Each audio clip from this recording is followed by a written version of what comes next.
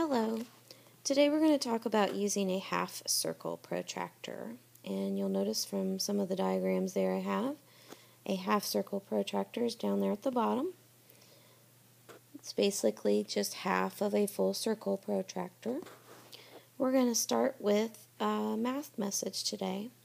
So you'll notice that it says you're going to use a straight edge to draw the following angles and to not use a protractor for this particular activity.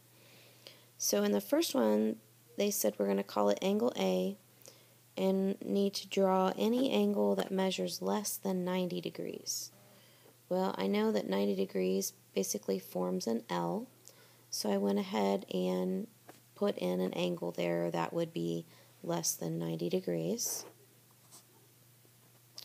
And then our second one, for angle B, says any angle that measures more than 90 degrees and less than 180 degrees. Now I know that 180 degrees is a straight line, and a 90 degree angle is, like we said before, L-shaped. So this particular angle fits that category because it is not 90 degrees and it is not a straight line. So it's kind of in between. Our last one's a little bit difficult, I guess, for me to try to figure out how to do this. I had a hard time trying to figure out what to draw. But anyway, it wants you to do angle C, any angle that measures more than 180 degrees. Well, we know 180 degrees is a straight line. So for it to be more than 180 degrees, that would mean that we're going to probably have to measure a reflex angle. So without a protractor, it's kind of hard to know what that is going to be, but I just took a guess. So that's exactly what you would be doing, is you would be trying to take a guess. You don't have a protractor, you're trying to do it without a protractor. And of course, in class we will be using a protractor and you'll be checking those things. So this was your math message today. And then we're going to move on to vocabulary. So we're going to teach some of you about different types of angles. Some of you may have already had these, but you still need to know them, and it's a good refresher if you've already had them. But an acute angle actually measures between 0 degrees and 90 degrees.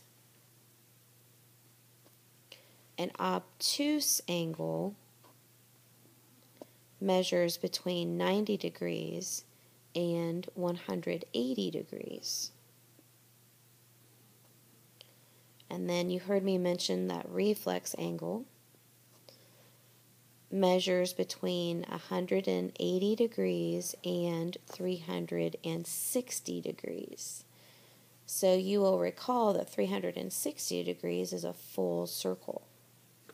Okay, so we're between a straight line and a full circle. Then to also refresh your memory, right angle actually measures 90 degrees exactly. And then I wanted to remind you that an 180 degree angle is equal to what they call a straight angle, which is basically a straight line. So here is our half circle protractor. And you will notice that just like our full circle protractor, it has two sets of numbers. I think that these are a little easier to use sometimes. Just depends on what kind of angle you're trying to measure. But you'll notice that at the very top, in the middle, I have my 90 degree mark. And where is 0? How do I know where I'm going to start or how to measure this particular angle? So you'll notice that I have in the very center, right here, there is a little circle. And actually, with the real protractor, there's a hole right there that you could place your pencil point in. But anyway, I tell my students to use that particular circle to find your vertex of the angle that you are measuring and place that hole on top of the vertex. And then you need to line up your ray with this line that's right here. So I had to draw an angle on there, and I tried to line it up the best that I could. Probably not as good of a job as you will be able to do with a real protractor on your paper. So basically you're going to find your vertex, put that hole on top of the vertex, then you're going to kind of move your protractor until you get that ray lined up with that bottom line. And now when I look at my protractor, I can see that this other ray comes up here and it lands on 60 or 120. So how do I know which number to use for my angle measurement? Well, if they don't give me the arrow on the inside or the outside, you're going to automatically measure the inside of the angle. So you're measuring using that bottom row of numbers because we're starting here, down here at the 0, and we were traveling up the protractor to the left, and we land on 60. Okay, so this particular angle would measure 60 degrees. Let's look at another one. Notice this one is facing a different direction. So I wonder if I'm going to use the same set of numbers. So again, we use that hole in the center. We're going to line it up on the vertex. Then we're going to look at this straight line here and try to get that ray lined up on there. And then we're going to see where the other ray comes out on the protractor. Now sometimes it's hard to tell where that comes out on your protractor. So an easy thing to do with that is take a ruler and extend your line out. And that's not very straight because I'm not using a ruler, but extend your line out so you can see where it falls on your protractor. And now I can look at the protractor and see that this angle is either going to be 113 or it's going to be 73. So I don't have, again, any arrows on the inside or the outside to tell me which part of the angle that I'm measuring. So I'm going to assume that I'm measuring this way on the inside. And that means that I'm going to use the 73 degrees.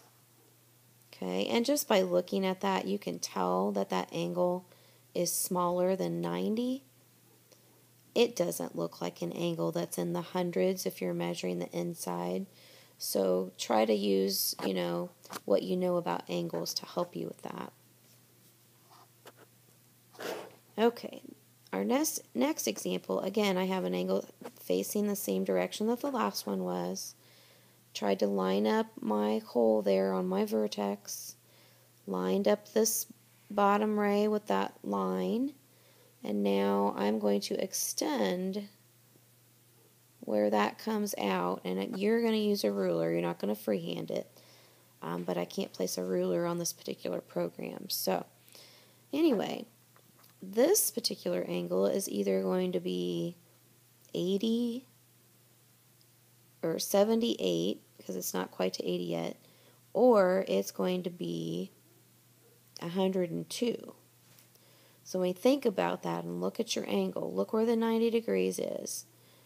It's a little bit bigger than 90, but do you think it's going to go backwards and be 70 something, or do you think it's going to be 100 and something?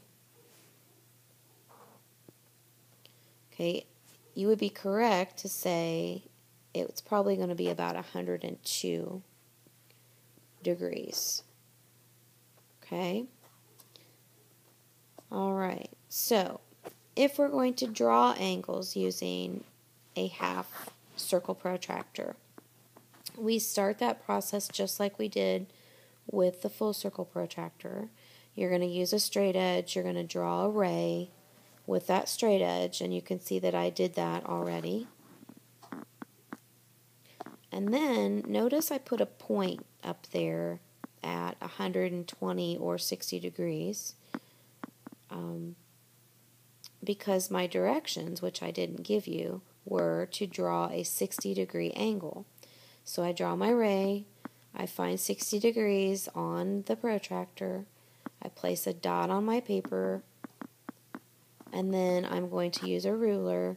I'm going to start here at my vertex and connect that to the point that I made up here with a ray, and now I have a 60-degree angle or really close to that.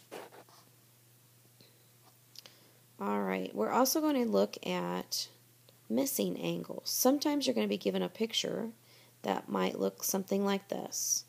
And notice I have a measurement for one side that says 60 degrees.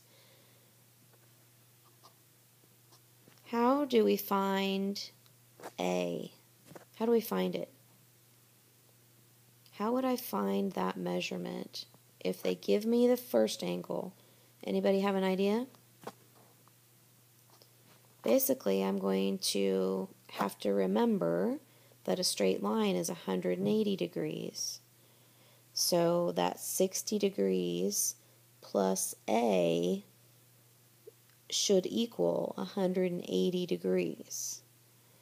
So I would take 180 minus 60, and A is going to equal 120 degrees. So that's how we find a missing angle. So basically we're going to do some subtraction or fill in a blank addition problem to figure out what we would add to get that. So to summarize what we've talked about today, I introduced you to the half circle protractor. We measured some angles using the half circle protractor, and remember how you line it up using that hole. Make sure it's on your vertex. Line up one of the rays with the straight line on the protractor. We drew some angles, and it's pretty much the same process as it is with a full circle protractor. And we found missing angles.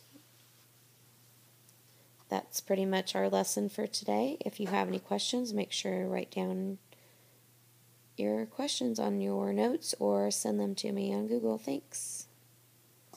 Until next time.